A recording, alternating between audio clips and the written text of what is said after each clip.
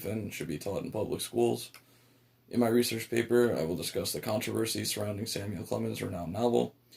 In explaining the history of the controversy, I'll try to provide context of the political and social climate of post-Civil War America and postmodern America.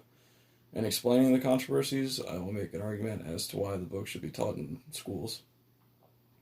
So, as part of the introduction, I'll be briefly covering three aspects of my thesis: what Huck Finn is about, how it has been interpreted, and how Samuel Clemens chose to write it.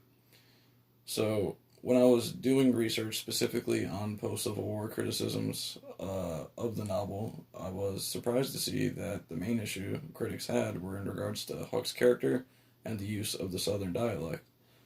A lot of criticisms I heard were about Huck's rebellious nature, how he questioned institutions and didn't value society enough, which I thought was pretty humorous, I guess, because like the whole book is just full of satire. Like that's the point.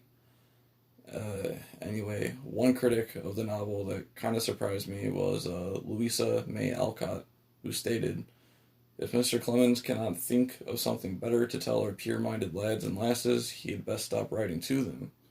Personally, I would have assumed that Miss Alcott would have given more of a positive review about Huck Finn.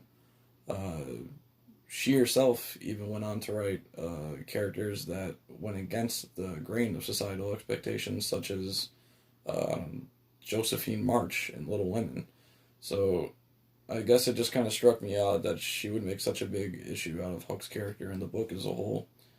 Anyway, I found a lot of other resources that fully support Huck Finn when it was published and refute many of the negative criticisms.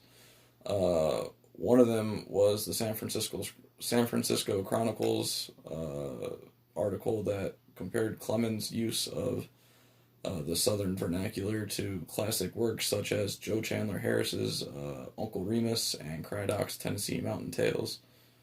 In addition to writing about the initial critiques, I also explore Samuel Clemens' subversive writing style.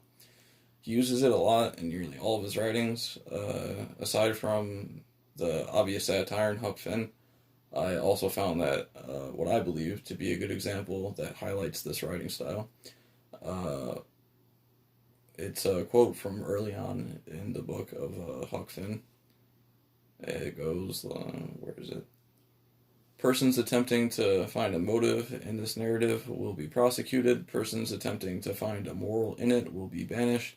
Persons attempting to find a plot in it will be shot by order of the author. So, if anything, to me, this is an invitation to search for those very things that he's telling you not to look for. And that's exactly what people have been doing for over 100 years with this very novel.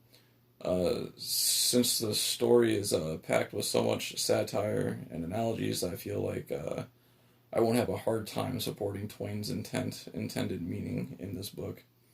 And in my research of the novel's criticism since the 1950s, I found that most of the issues with the novel are surrounding the topic of race.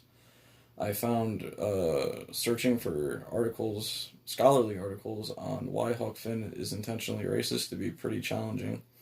I had better luck finding controversy on how the context of the book can be interpreted as can be seen as racist compared to in our modern times. And to a degree, I agree with a lot of the criticisms that claim this. The book is full of racist themes surrounding slavery and white superiority, and as terrible as that is, the theme is still considered an accurate portrayal of Southern life during that time. There's a ton of evidence that supports this. And on the topic, I start to build an argument as to why it's important to remember history, even if it is an unfortunate history that some people would rather forget.